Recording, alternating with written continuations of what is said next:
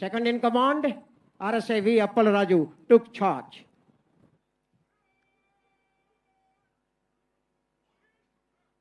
Independence day celebration సందర్భంగా గౌరవ ఉప ముఖ్యమంత్రి వర్యులు శ్రీ కొణిదెల పవన్ కళ్యాణ్ గారు ముఖ్య అతిథి వారి సందేశం.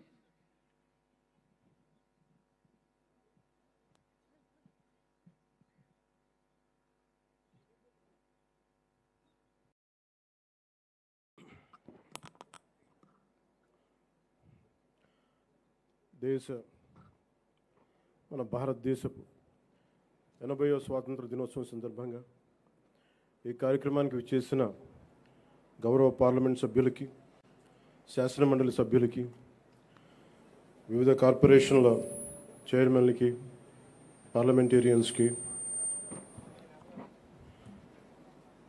డైరెక్టర్స్కి, జిల్లా కలెక్టర్ గారికి, జిల్లా ఎస్పీ గారికి, జిల్లా అధికారులకి, పోలీస్ అధికారులకు, కవాతులో పాల్గొనడానికి విచ్చేసిన బృందాలకు, మహిళా ప్రతినిధులకు, రైతులకు, కార్మికులకు, ఉపాధ్యాయులకు, విద్యార్థులకు, మీడియా మిత్రులకు, అలాగే కాకినాడ జిల్లా ప్రజలకి, రాష్ట్ర ప్రజలకి, భారతదేశ ప్రజలందరికీ మన స్వాతంత్ర దినోత్సవ శుభాకాంక్షలు తెలియజేసుకుంటున్నాం.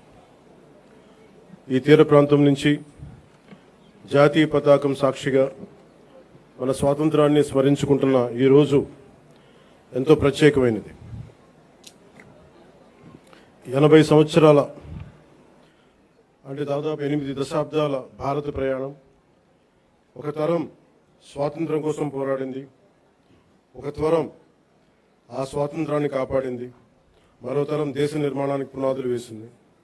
ఇప్పుడు భారతదేశం మరింత బలమైన, సమర్థవంతమైన, స్వయం సమృద్ధి కలిగిన దేశంగా ప్రపంచానికి నాయకత్వం వహించే దిశగా అడుగులు వేస్తున్న తరుణంలో ఆ మహత్తర ప్రయాణాన్ని మరింత వేగంగా, మరింత గొప్పగా ముందుకు తీసుకెళ్లే బాధ్యత అన్ని తరాల మీద ఉంది, ప్రత్యేకించి కొత్త తరం మీద ఉంది. ఈ సంవత్సరం మన స్వాతంత్ర దినోత్సవానికి మరో చారిత్రాత్మక ప్రత్యేకత ఉంది. మన జాతీయ గీతం వందే మాతరంకి 150 సంవత్సరాలు పూర్తవుతా ఉన్నాయి.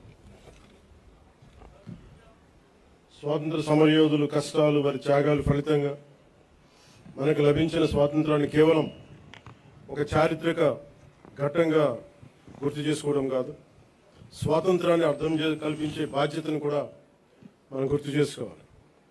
ఆ బాధ్యతను గుర్తు చేసుకోవడానికి కాకినాడ కంటే గొప్ప వేదిక మరొకటి ఉండదు. కాకినాడ